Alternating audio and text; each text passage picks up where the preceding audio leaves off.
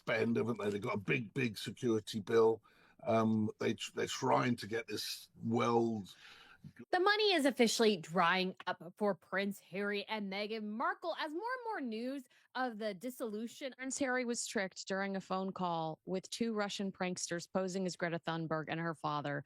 During the call, he told them Meghan Markle's world is crumbling, and this time there's nowhere left to run. Staff at the Archwell Foundation are getting laid off left and right, and sources say the Duchess is in full-blown panic mode over finances. This isn't just another tabloid rumor anymore. The financial reckoning that everyone's been predicting for years, it's finally here, and it's happening fast. Behind those carefully staged Instagram posts and polished public appearances, the cracks are showing in ways that can't be hidden anymore. The mansion in Montecito might look perfect from the outside, but inside those walls, the empire they tried to build is imploding. Before we dive into how wild this gets, hit that subscribe button and smash the like. Trust me, you're gonna want to see where this goes. The desperate moves she's making and who's actually sticking around, it's insane. Let's get into it. So here's where things get really messy. Archwell Foundation is making cuts across the board, and staff members who thought they were part of something revolutionary are now getting shown the door. They are fundamentally altering the legal and financial structure of their entire charitable operation. The new fiscal sponsorship model The reason? The cash just isn't there. It's as simple and as damning as that. The grand vision that Meghan sold to the world, this idea that she and Harry would build an empire rivaling the biggest names in media, is crumbling faster than anyone could have anticipated. Remember when Meghan left the royal family back in 2020? Sources say she genuinely believed the offers would never stop coming. She had it all mapped out in her head. Hollywood was going to embrace her with open arms. Silicon Valley would throw money at her feet, and brands would be lining up just begging for her endorsement. That was the fantasy she apparently sold to Harry when she convinced him to walk away from everything he knew. Can you imagine that conversation? Painting this picture of unlimited success, telling him they'd be bigger than royalty, that they'd build something entirely their own. And Harry fell for it. He actually went all in. But listen, fantasy and reality are two completely different worlds, and reality just came knocking hard. I know how to describe Meghan Markle at the end of 2025. Yeah, as Ali Ross, the brilliant TV critic of The Sun. What makes this moment so significant isn't just that things are going badly. It's the sheer speed of the collapse. We're talking about a trajectory that went from the top of the world to rock bottom in what feels like a blink. Just a few years ago, this couple was signing deals worth tens of millions of dollars. Netflix, Spotify, book deals, speaking engagements, you name it, they had it. The future looked absolutely limitless. Everyone was throwing money at them, and the media was eating up every announcement about their next big venture. Now look at where we are. Spotify publicly walked away after just 1 year, calling them out for producing nothing worthwhile. They didn't even try to be polite about it. The message was clear. Netflix reportedly restructured their whole arrangement into what insiders are mockingly calling a fake deal, slashing their compensation down to a fraction of what it used to be. They're keeping them on the books while paying them pennies compared to that original. At the Archwell Foundation, we show up, do good. Our values are an extension of our $100 million figure that made all the headlines. And Archwell, the foundation that was supposed to be their lasting legacy, the thing that would cement them as global philanthropic powerhouses, can't even keep its own staff employed. Get this, the pattern that's become impossible to ignore. Every single major deal that Harry and Meghan have touched in the past 5 years has either collapsed entirely or been quietly restructured into something way less impressive than what was originally announced. Industry insiders have been watching this downward spiral with a mixture of fascination and disbelief. One veteran entertainment executive pointed out something that cuts right to the heart of the problem. When you work with celebrities at the highest level, you learn real quick that the ones who succeed are the ones who deliver hits. Doesn't matter how famous you are. Doesn't matter how many magazine covers have your face plastered on them. If you can't produce content that people actually want to consume, the money dries up fast. And here's what nobody wants to say out loud. His attention-seeking wife, Meghan. So yes, the video, totally inappropriate, and totally all. They haven't produced a single genuine hit since leaving the royal family. Not one. Think about that for a second. Years of deals, millions of dollars invested, all that potential, and there's not a single project you can point to and say, yeah, that was a success. That's the reality that reportedly keeps Meghan up at night. She walked into Hollywood thinking her title and her fame would be enough. She thought the world owed her success just because of who she was. But what makes it even worse, they weren't even using their own money for these ventures. They were leveraging their fame to get funding from other people while taking zero personal financial risk. That's actually pretty common in entertainment and business, but the catch is this. It only works if you eventually deliver returns. When you keep taking investments and producing nothing of value, when you're burning through cash with nothing to show for it, the investors stop calling, the offers stop coming, and suddenly you're scrambling to figure out how to pay the mortgage on a mansion. Born as Archwell Philanthropies, has dropped its latest financials, and wow. If this were a university course, you probably can't even afford anymore. Now let's talk about where all that money went, because this part is going to make your jaw drop. Sources are revealing that the salaries being paid to Archwell staff were staggering. We're talking six-figure salaries for positions that produce no measurable impact whatsoever. No viral campaigns, no successful product launches, and definitely no return on investment. The money was just pouring out of Archwell like water through a sieve, and Meghan kept signing those checks anyway. This is what happens when you confuse spending money with accomplishing something. Meghan apparently thought that surrounding herself with expensive talent would automatically translate into success. You know, hire the best people, pay them handsomely, and just watch the magic happen. But the magic never materialized. Instead, sources claim that Archwell became this bloated operation. This operation would earn a straight-up F in Philanthropy 101. In 2024, Archwell spent a record-breaking where staff members were enjoying generous compensation packages while the work remained completely stagnant. Meetings were held, strategies were discussed, memos were written all day long, but hits? They were never produced. The American Riviera Orchard situation perfectly shows this dysfunction. When Meghan tried to launch her lifestyle brand, she struggled big time to find a CEO willing to take the job. And the reason was pretty telling. According to sources, the salary Meghan was offering didn't match the expectations for someone qualified to launch a major consumer brand. She wanted top-tier talent, but wasn't prepared to pay top-tier rates. This created an impossible situation where the brand just sat there languishing without proper leadership, while Meghan allegedly blamed everyone else for the delays. For years, the topic was off-limits. Prince Harry and Meghan Markle had fiercely protected. But wait, here's the contradiction that makes this whole thing so infuriating. If Meghan was unwilling to pay competitive rates for a CEO position that could generate revenue, why was she paying astronomical salaries to staff members whose roles produced nothing tangible? The math simply doesn't add up. You can't claim to be fiscally responsible while simultaneously burning through funds on positions that deliver zero return. Either the money management was catastrophically poor or the priorities were completely backwards. Maybe it's both. Industry observers have pointed out that successful charitable foundations operate with lean efficiency. They maximize every single dollar toward their stated mission. They don't pay Hollywood-level salaries to administrative staff while struggling to fund programs. Parents and lovely children. You are the problem. Prince Harry and Meghan, the Duke and Duchess of Sussex, sent out. But Archwell operated more like a vanity project than a serious philanthropic endeavor. Get this, their office, which sources mockingly point out is really just a room in their house, would issue press releases from the office of the Duke and Duchess as if they were running some multinational corporation. The pretentiousness was off the charts. And now it's all being exposed for exactly what it was. The layoffs currently devastating Archwell aren't just about cutting costs to stay afloat. They're an admission that the entire structure was unsustainable from the very beginning. Meghan built an organization designed to make her feel important rather than one designed to function and deliver results. She wanted the appearance of running a major foundation without doing the hard work that comes with it. Think about what this means.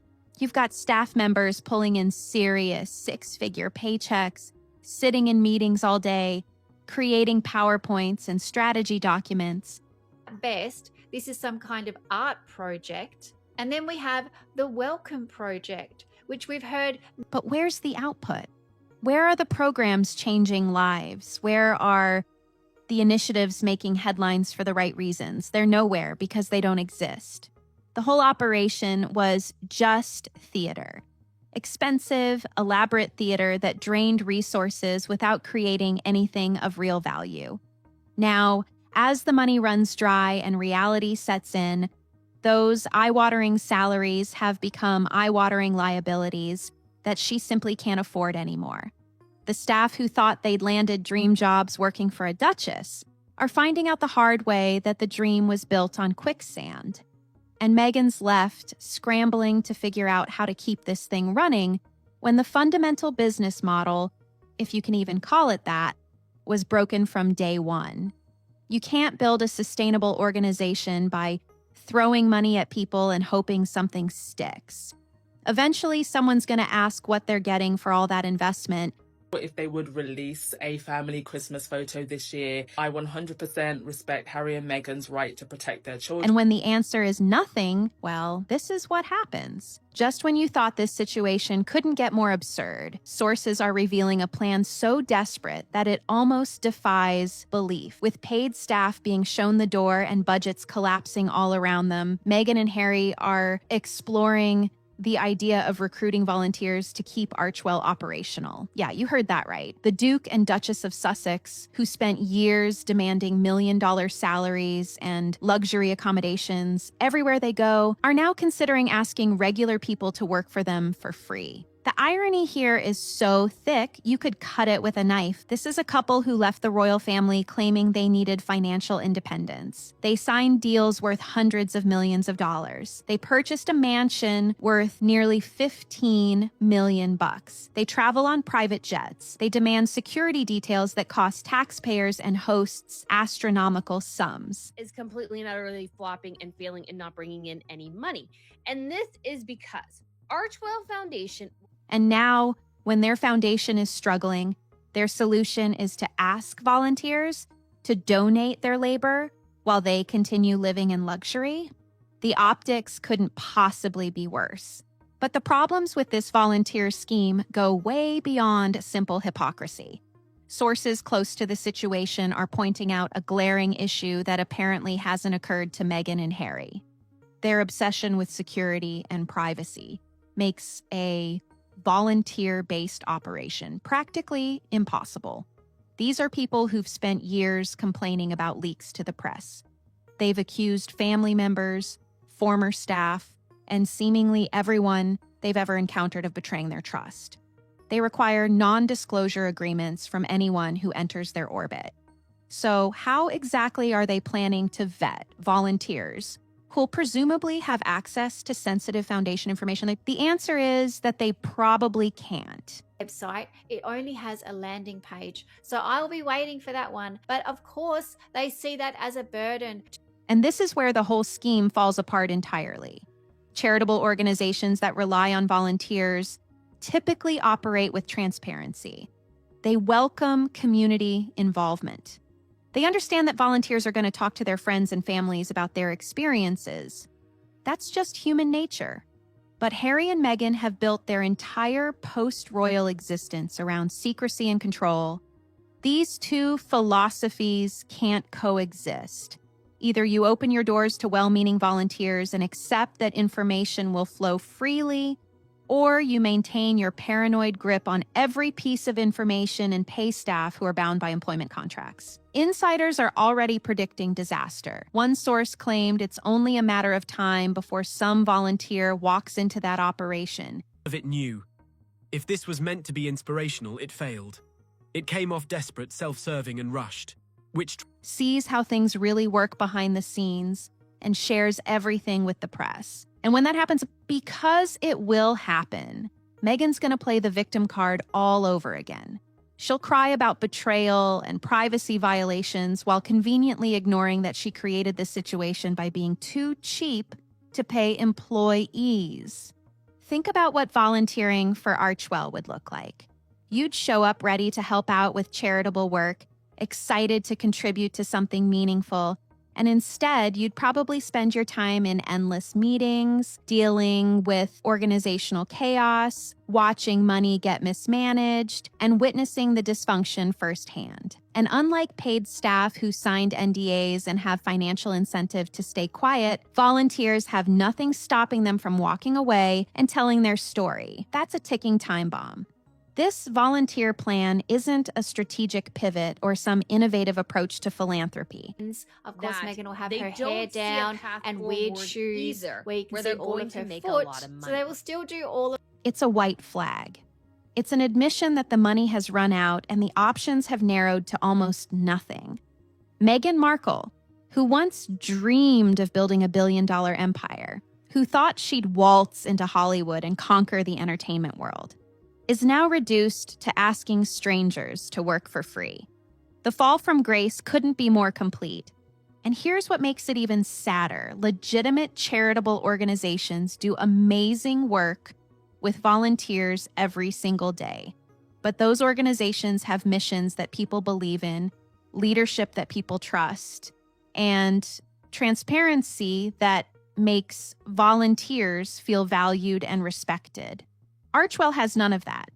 It's got a celebrity figurehead desperately trying to maintain relevance, a track record of burning through money with nothing to show for it, and a reputation for secrecy that's completely incompatible with volunteer-based work. Allegations regarding the misuse of Royal Association through Meghan's Archwell Foundation are now under legal review.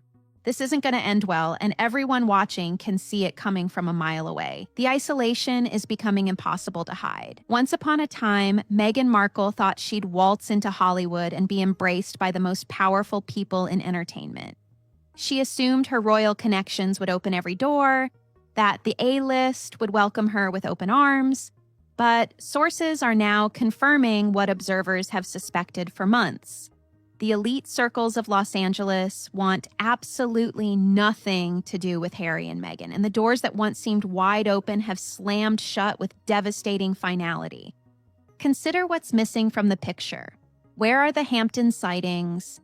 Where are the photographs of Meghan lounging on fancy yachts with billionaire friends? Where are the paparazzi shots outside exclusive restaurants where the rich and famous gather? They simply don't exist. Despite living in California for nearly 5 years, Meghan and Harry have failed to penetrate the upper echelons of Hollywood society. Project Healthy Minds Humanitarians of the Year Award, and they're scheduled to appear at the organization. They exist on the periphery, looking in through the window at a party they were never truly invited to attend. The Clooneys have distanced themselves completely. George Clooney, who once spoke warmly about the couple and even attended their wedding, has gone cold. The Obamas, whose model Meghan desperately wanted to replicate, have shown no interest in collaborating or even publicly associating with the Sussexes. The Beckhams, once considered close friends, find them tedious and have quietly severed ties. One by one, the celebrity relationships that Meghan cultivated have withered and died. The reason for this social exile is painfully simple. The wealthy and powerful value one thing above almost everything else: discretion. They need to know that private conversations will remain private. People who joined the team reportedly described Archwell as a media company pretending to be a charity. Every project came with a photo. They need confidence that social gatherings won't become fodder for tabloid stories or Netflix documentaries. And Harry and Meghan have proven time and again that they can't be trusted with sensitive information. They blab. They write memoirs. They sit down for explosive interviews. They weaponize private moments for public sympathy. No one with real power wants that kind of liability in their social circle. People within Hollywood circles have been blunt about the situation. The word toxic gets thrown around constantly when discussing the Sussexes. They're seen as users who collect relationships for strategic purposes rather than genuine connection. Meghan worked rooms like someone desperate for any opportunity at Kris Jenner's recent birthday party, handing out contact information to anyone who would take it. That kind of networking doesn't go unnoticed in a town built on reading people's intentions. There, proudly displayed across their media pages. It was the couple's most emotional initiative built around helping parents. The result is a strange kind of celebrity purgatory. Harry and Meghan are too famous to be ignored, but too problematic to be embraced. They attend events, but don't receive invitations to the truly exclusive gatherings where real power players convene. They live in one of the most connected zip codes in America, yet remain profoundly disconnected from the community around them. It's like being invited to stand outside the velvet rope while everyone else parties inside. Think about how isolating that must feel.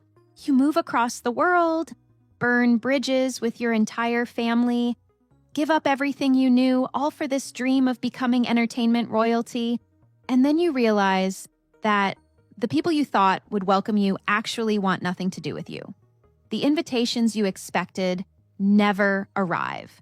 The collaborations you assumed would happen never materialize. I need him before or after you hit him. Looks like he's recovering from the blow. The friendships you thought you were building turn out to be people being polite at parties before ghosting you completely. Hollywood has rendered its verdict, and the verdict is rejection. Not the loud, dramatic kind of rejection that makes headlines. It's the quiet, devastating kind where you're simply not included, where group chats happen without you, where dinner parties are planned and your name never comes up, where industry insiders exchange knowing looks when your name is mentioned. And then the conversation quickly moves on to someone more interesting, more trustworthy, more worth their time. The dream of becoming entertainment royalty has become a nightmare of social isolation. And the worst part, Meghan probably still doesn't fully understand why. She likely sees it as unfair treatment or conspiracy against her. The idea that she and Harry are simply exhausting to be around, that they're liabilities nobody wants to risk. Records indicate that these two have been delinquent since January for not filing its annual registration. That probably hasn't even crossed her mind. And that's why the isolation will only get worse. If you're looking for a sign that Meghan Markle has hit rock bottom, look no further than the latest reports about her new social circle. The Sussexes have been cozying up to none other than Kris Jenner and the Kardashian clan. They're attending events, networking furiously, and there's even talk about potential collaborations.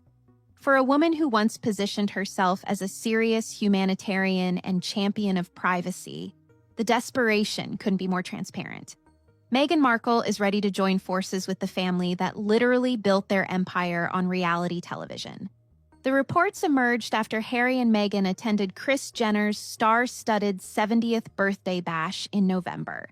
According to people who were there, Meghan was like a kid in a candy shop, working the room and handing out her contact details to anyone who would take them. Fan base, which has been incredibly harmful to not just the royal family, anyone. Remember John Lennon's son? She told guests she has the utmost respect for Kris and is thrilled to be on a first-name basis with Kim, Khloe, and their vast network of friends. For someone who supposedly values privacy and discretion, attaching herself to the most overexposed family in America is quite the strategic pivot. But the truly mortifying details involve what these collaborations might look like. Reports suggest that Kris Jenner wants to write Harry and Meghan into an upcoming episode of The Kardashians. Let that sink in for a moment. A former senior member of the British royal family, the grandson of Queen Elizabeth, potentially appearing on a reality show famous for documenting family drama, romantic disasters, and cosmetic procedures. The optics are absolutely wild, and it gets even more interesting. There's been talk about Harry getting involved with Kim Kardashian's underwear brand. If you ever need proof that timing is a choice, and a petty one at that, Look no further than the Duke and Duchess of Perpetual. The mental image alone is enough to make royal watchers cringe. Prince Harry, 6th in line to the throne, Duke of Sussex, veteran of the British Army, potentially modeling undergarments for a brand built by a reality television star. This is what the great escape from royal life has led to: potential underwear advertisements. The Kardashians represent everything Meghan once claimed to stand against. They built their empire by exposing every intimate detail of their lives to public consumption. They monetize their children relentlessly. They treat privacy as a commodity to be sold rather than a value to be protected.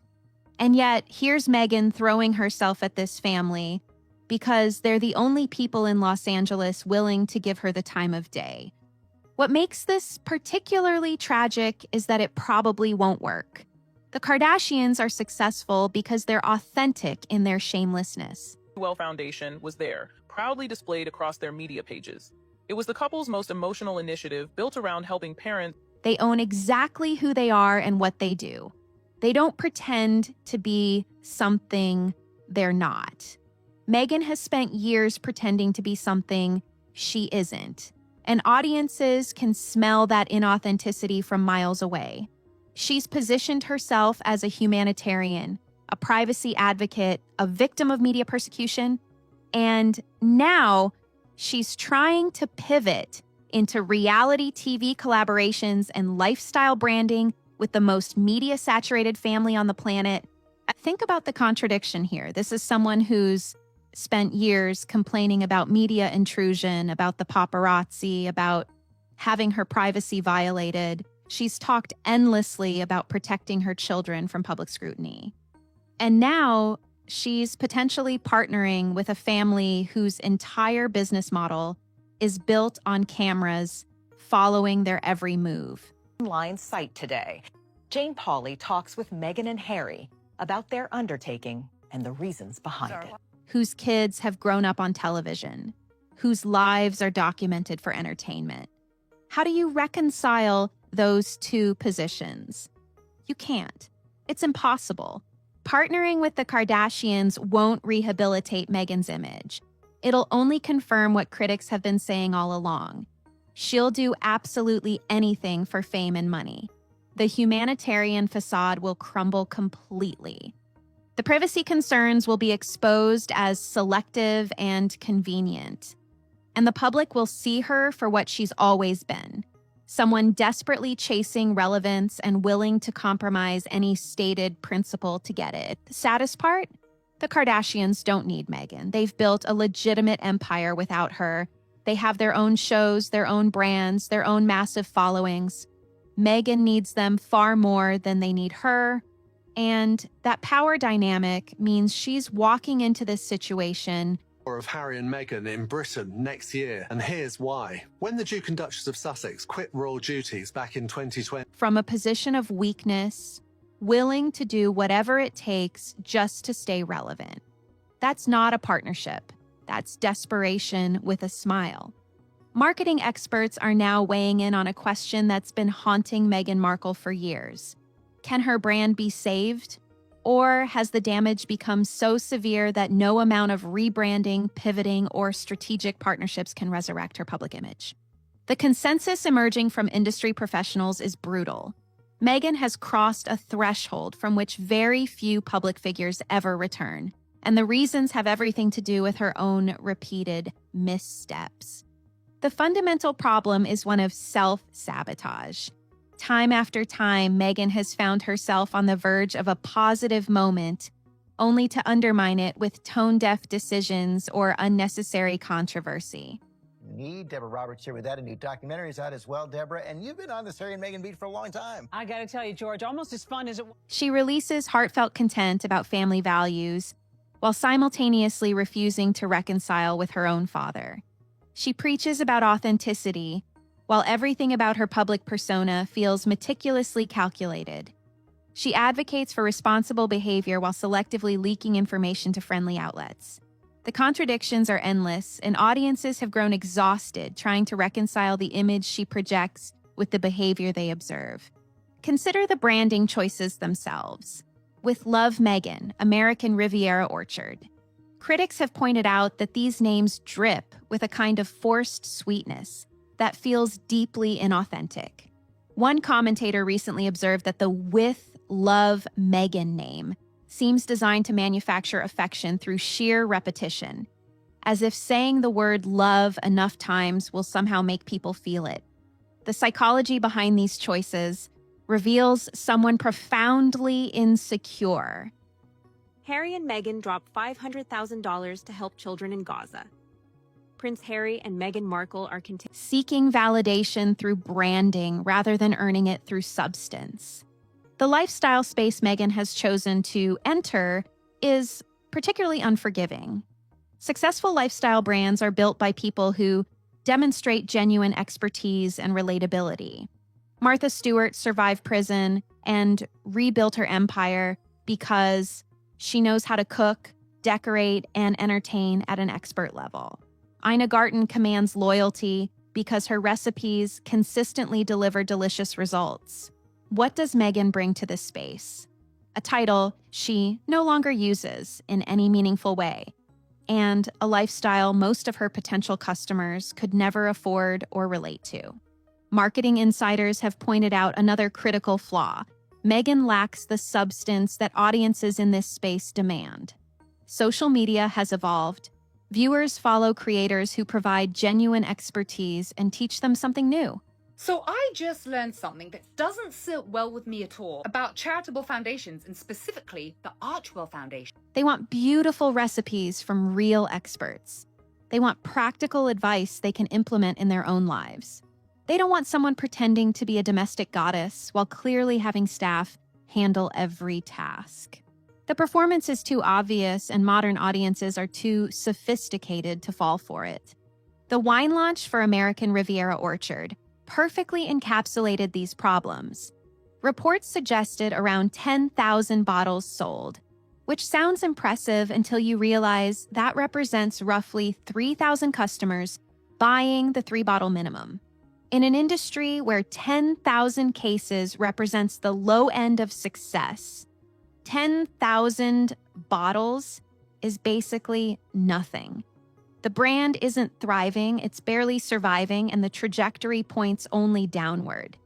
Then there's the family drama she keeps stirring up. Talking. Archwell is reportedly offering exclusive dinner experiences with Prince Harry and Meghan Markle. When she could have just accepted an apology and moved on, she instead released an aggressive statement that tried to rewrite history. She attempted to erase her father's role in raising her while he's elderly and in poor health. That's not just bad public relations, it's cruel. And people see it for what it is. You can't build a brand around warmth and love while publicly diminishing the father who raised you and paid for your education. Every time Meghan wins a small battle, she loses the bigger war. She forces retractions from media outlets, but reminds everyone of the family estrangement.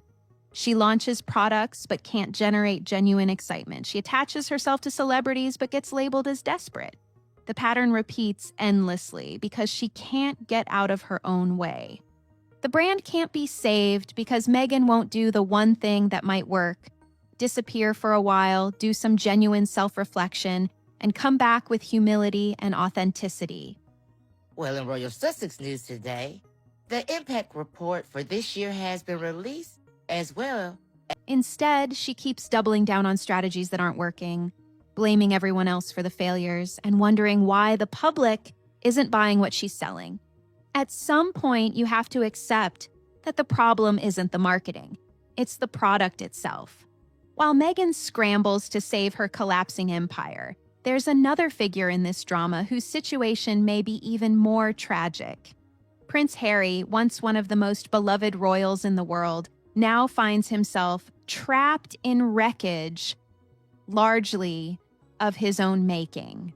His relationship with his father has deteriorated. His brother William wants nothing to do with him, and the life he abandoned everything to build in California appears to be crumbling around him faster than anyone anticipated. The signs of Harry's deteriorating position are everywhere. Queen is incredibly smart.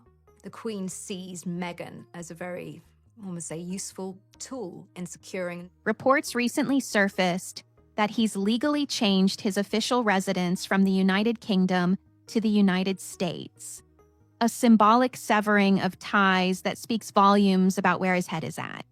The Archwell Foundation, which was supposed to be his vehicle for continued relevance, has hemorrhaged millions and is now shedding staff. Every decision he makes seems to drive him further from any possibility of reconciliation with his family.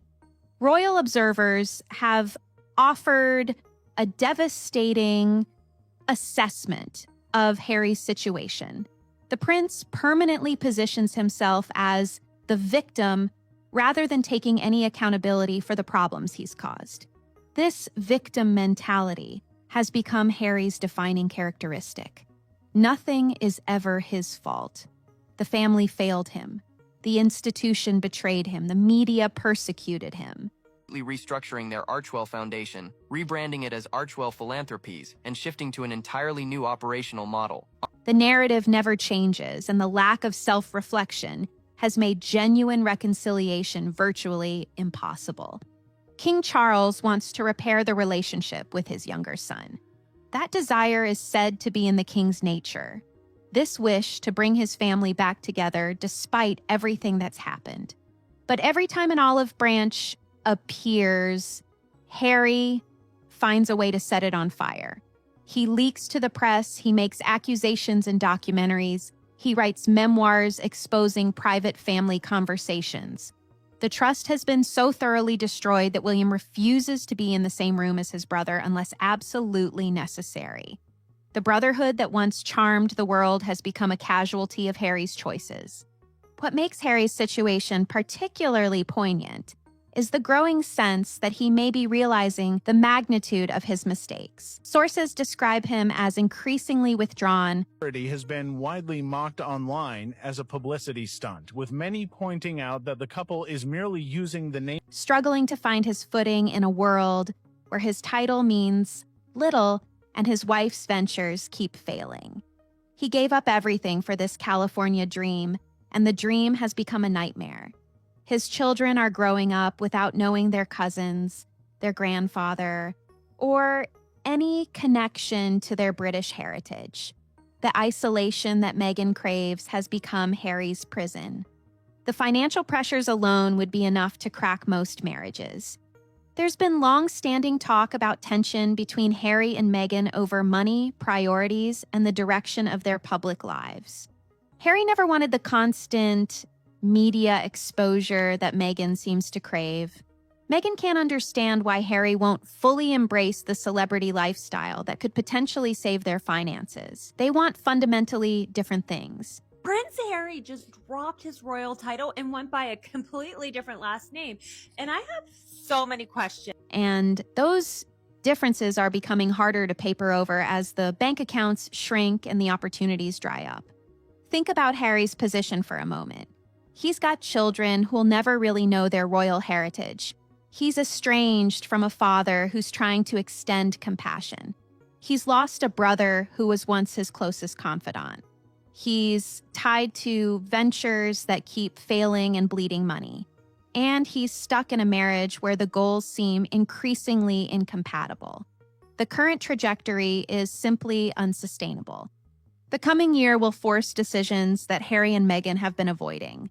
You can't maintain a $15 million mansion, security costs running into millions annually, and the lifestyle they're accustomed to when your ventures keep failing and your foundation can't afford staff. Something has to give, and the options are all terrible. Sell the house and admit defeat. Abandon the security demands and accept vulnerability. Someone on Twitter saying the couple have chosen 7 charities that represent a range of issues they are passionate about, including women's. Put the children in the public eye and compromise their privacy. Or swallow pride and crawl back to the family he publicly denounced. The question that haunts observers is whether Harry will ever find the courage to admit he was wrong. His entire identity is now built around justifying his departure. Acknowledging error would mean confronting the possibility that he destroyed his family relationships for nothing. That may be a truth too painful for him to ever accept. And so the isolation continues, the money dwindles, and the man who once had everything watches it all slip away while still insisting he's the victim. Everything we've talked about leads to one inescapable reality. What's happening to Meghan Markle isn't approaching some distant endpoint. It's accelerating, and the worst may still be coming. And a multi-million-dollar secret exposed in a lavish Montecito mansion. No, you're not mistaken. The foundation is bleeding money. The staff is disappearing. The Hollywood connections have evaporated. And somewhere in that Montecito mansion, two people who once believed they could conquer the world are facing the terrifying reality that their empire was built on sand. The saddest part of this entire saga is how preventable it all was. Harry and Meghan were handed opportunities that most people could never dream of receiving. They had fame, powerful connections, a global platform, and genuine goodwill from millions of people who wanted them to succeed. All they had to do was produce quality work and treat people with basic decency. That's it. Create good content, be respectful to the people around you, deliver on your promises. The bar wasn't even that high, and instead they burned every bridge they crossed. They blamed everyone else for every failure. They played the victim card while living in luxury most people can't even imagine. I went out and built up personal essential kits for bathroom essentials and bathroom furniture. These kits were... And now they're watching their dreams disintegrate while still refusing to look in the mirror and ask the hard questions. When do you stop blaming the media, the family, the industry, the public, and start asking what role you played in your own downfall? The financial reckoning is real. The panic is justified. The isolation is deepening. And the options moving forward all require sacrifices they've spent years insisting they'd never make. Do they swallow their pride? Do they compromise their children's privacy for content? Do they downsize and admit the lifestyle isn't sustainable? Every path forward requires humility, and humility is the one thing they've consistently refused to show. We're all watching to see just how far this fall goes. Will there be a moment of clarity where they realize what they've lost and try to make amends? Or will they continue doubling down, insisting everyone else is wrong while their world gets smaller and smaller? Right now, the trajectory suggests the latter. And if that's the case, what we've seen so far might just be the beginning of something much bigger. So, what do you think? Is there any way back for them, or is this headed for complete disaster? Drop your thoughts in the comments. I want to hear what you're seeing that I might have missed. If you found this interesting, smash that like button and subscribe, because this story's far from over, and you're not going to want to miss what happens next. Hit the bell so you're first to know when we drop the next one. Thanks for watching, and I'll see you in the next video.